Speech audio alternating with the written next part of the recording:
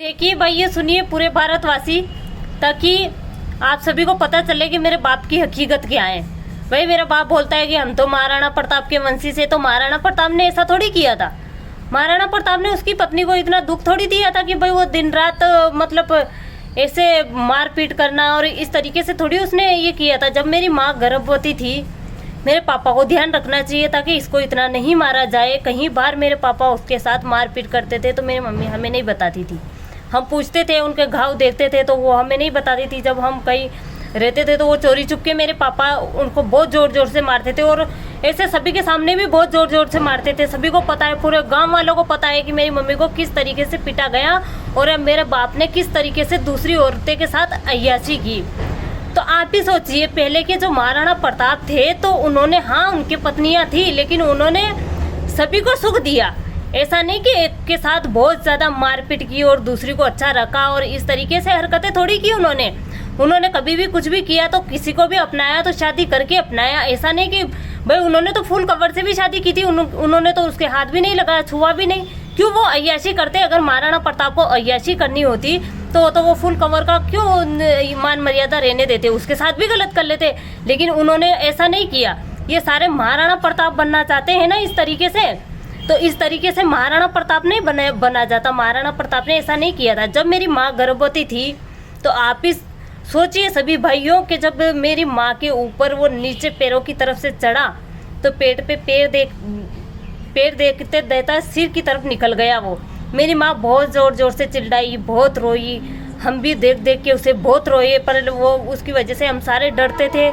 छुड़वाने जाते थे तो हमें भी मारता था, हमारी माँ को भी मारता था, इस तरीके से हरकतें करता था।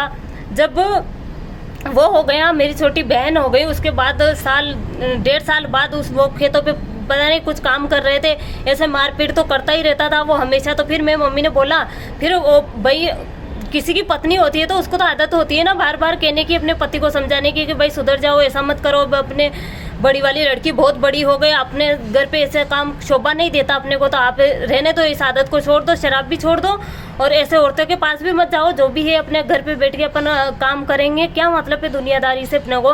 तो फिर मेरी माँ को जो पता नहीं बैल के वहाँ पे जो प्राणी रखते हैं, तो वो खेतों में कुछ ऐसे सकाई कर रहे थे, तो वहाँ से वो प्राणी से मेरे पापा लगे ना, तो मेरी मम्मी के इधर से घुसाया हाथ में से, तो उधर निकाल दिया लोहे की वो जो रहती है ना छुरे टाइप, तो वो इधर से घुसाया इधर की साइड निकाल दिया। तो मेरी माँ क्या जानवर थी क्या? इंसान थी ना। इस तरीके से मारा जाता किसी को, इस तरीके से पीटा जाता।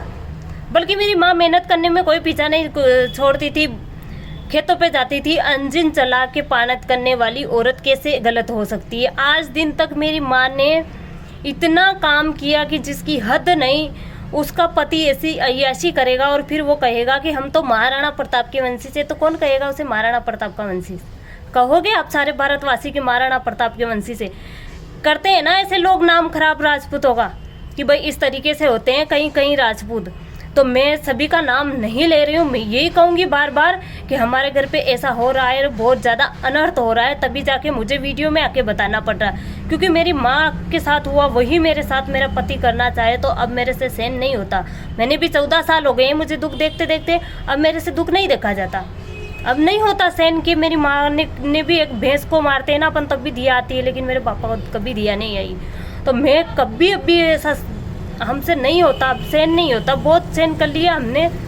60 साल मेरी माँ को हो गए, 14 साल मेरे को हो गए, अब हमारे से ये दुख नहीं देखा जाता कि ये बड़ा नाम रखते हैं, महाराणा प्रताप का नाम रखे और अंदर ही अंदर हमें पीटते रहे और हमें मारते रहे और फिर हम ही कमा के इनको खिलाएं। ऐसा हमसे नहीं होता।